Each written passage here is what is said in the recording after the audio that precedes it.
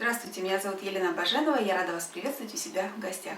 Цветочные заготовки становятся популярнее каждый год. Сегодня никого не удивишь вареньем из одуванчиков и лепестков роз, а в период цветения бузины предлагаю приготовить варенье из ее цветков. Для рецепта нам понадобится сахар, вода и цветы бузины. Будем варить сироп для варенья. Берем кастрюлю, насыпаем сюда сахар, воду, включаем нагрев и ждем, когда сахар растворится. Пока варится сироп, подготовим цветы. Мы берем соцветия бузины, хорошо их промываем от пыли и от мелких насекомых. Теперь берем ножницы, вот эту вот метелочку, и мне надо по максимуму срезать вот эти вот все веточки, чтобы были только цветочки. Ну, стараемся, по крайней мере. Как только сахар растворился, не надо доводить до кипения, можно отключать огонь. Подготовленные цветочки пересыпаем в сироп.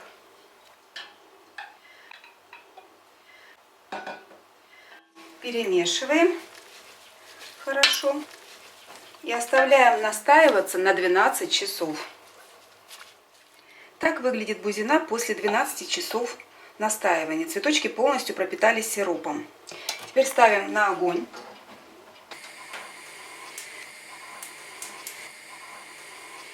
Доводим сироп до кипения и варим в течение 15 минут. Через 15 минут отключаем нагрев и убираем цветки.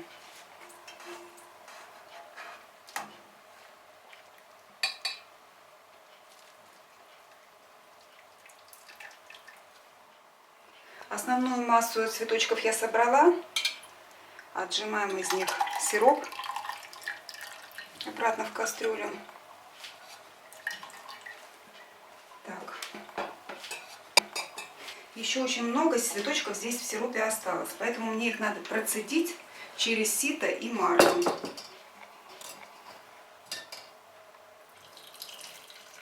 Выжимаем остатки сиропа из цветочков. Можно, в принципе, и ту гущу всю тоже так же через марлю выдавить. Так, убираем сито.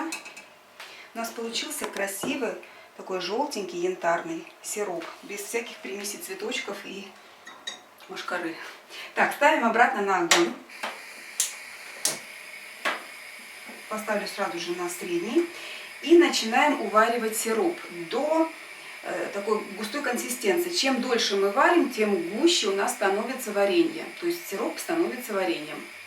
У меня варенье варилось почти час. Я хотела, чтобы оно было похоже на мед. Отключаю нагрев. Теперь беру стерилизованную банку с крышкой и переливаю сюда варенье.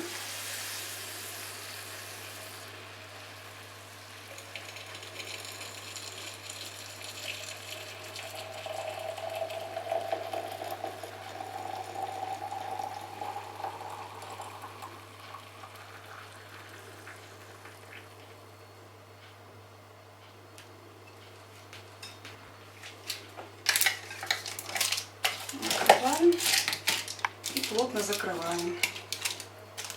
Оставляем, укутываем полотенцами и оставляем до полного остывания. Такое варенье хорошо лечит кашель и также укрепляет иммунитет. Готовьте с удовольствием и удачных вам заготовок!